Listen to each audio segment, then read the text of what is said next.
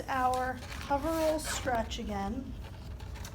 And remember, I've always kind of said you're gonna cut across, and then you're gonna determine how much you need. So if we're trying to unload the fat pads and the tendon, remember here's his tuberosity. His tendon attaches just into the tuberosity, right? It doesn't go below that. So you know you've got the space between right here and the inferior pole. This is where you know you need to unload, okay? So remember last time we kind of measured out the area? You already know the area here. So you have to just make sure you visualize that, and then your tape, your coverall covers that, okay? That's the amount that you need. And then what you don't need is that full length generally, unless we've got like, we're talking a really huge, you know, linebacker kind of a thigh. But then you saw how I just kind of clipped off what I didn't think I needed. I do generally round my edges, so for those of you, make sure that step gets in there.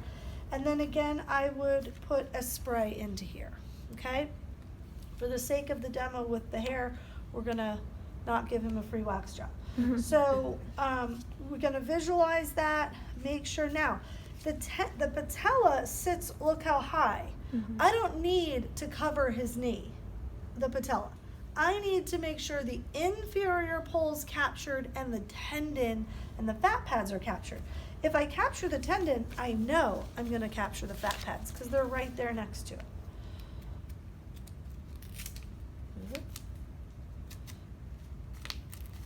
Okay, so we're gonna put our first piece down, keeping in mind, there's the pole. There we go. So generally speaking, when I put this on, half of the patella is covered and half is uncovered, okay? And that's okay.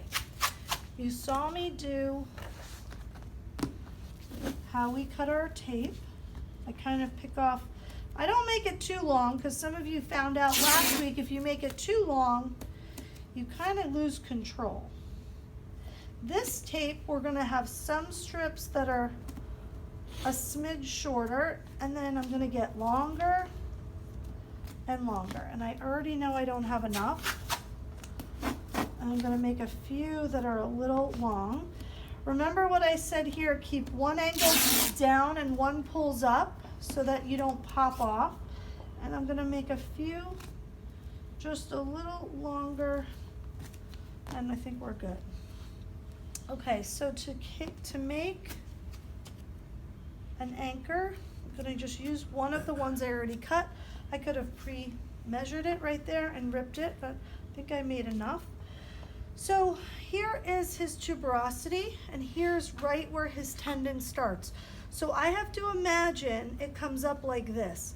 So I want you to imagine, last week I made you guys do two horizontal pieces. They were parallel to each other.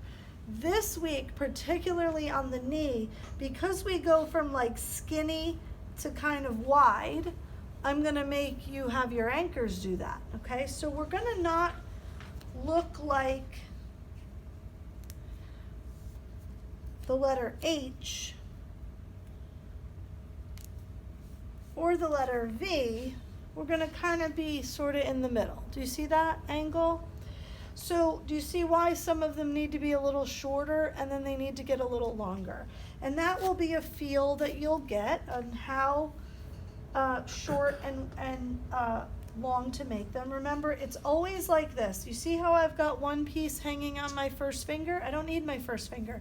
What I need is my thumb and my middle finger and the rest of the fingers on this side. I'm gonna pinch, squeeze, and give it a little lift. I'm gonna pull gently and lay down across to my other anchor.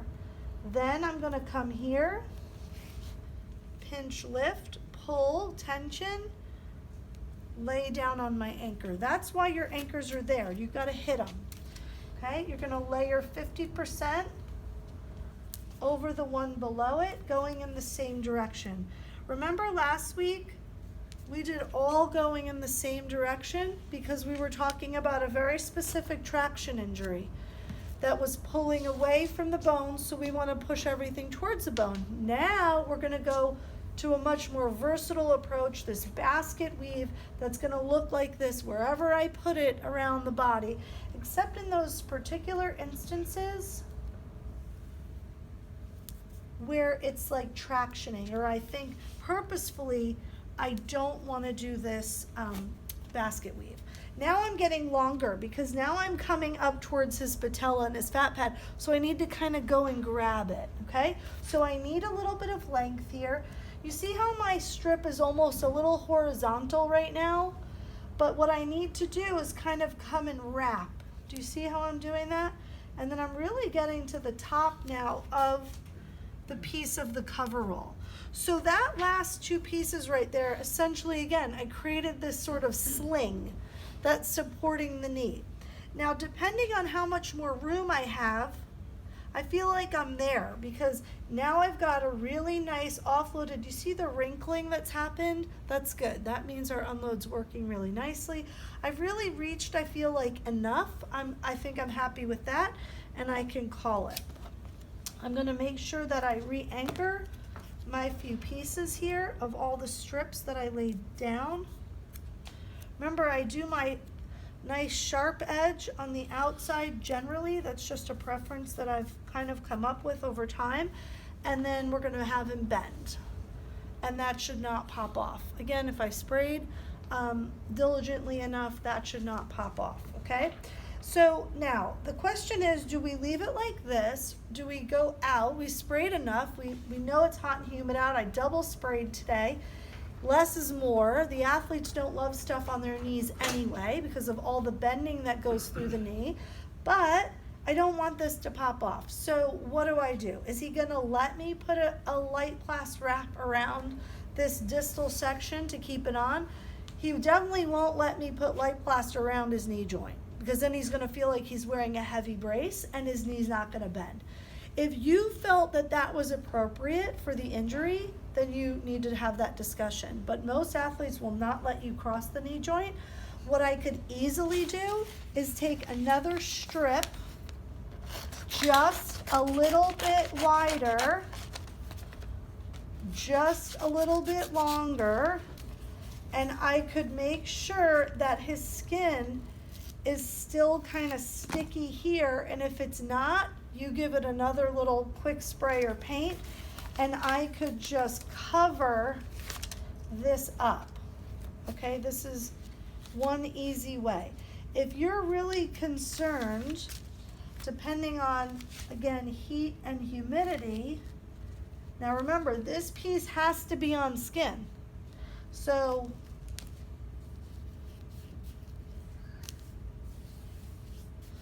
that could cover it up nicely. Or I would have him stand. I would put a pre-wrap around just below the knee, a 2-inch light plast wrap just below, not crossing the knee joint. That would make some of this stick out a little bit, but at least the bulk is on there, okay? So, sorry. If you would go vertical for me, careful as you stand up. And then let's grab.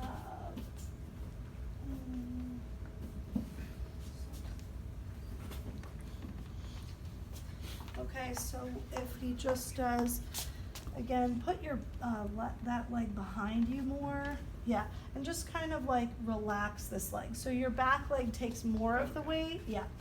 And then again, I don't need to do a lot here of pre-wrap. It's really for him, and for most, it's just to protect back here. And then I'm gonna see if this is gonna be enough. No. Let me go that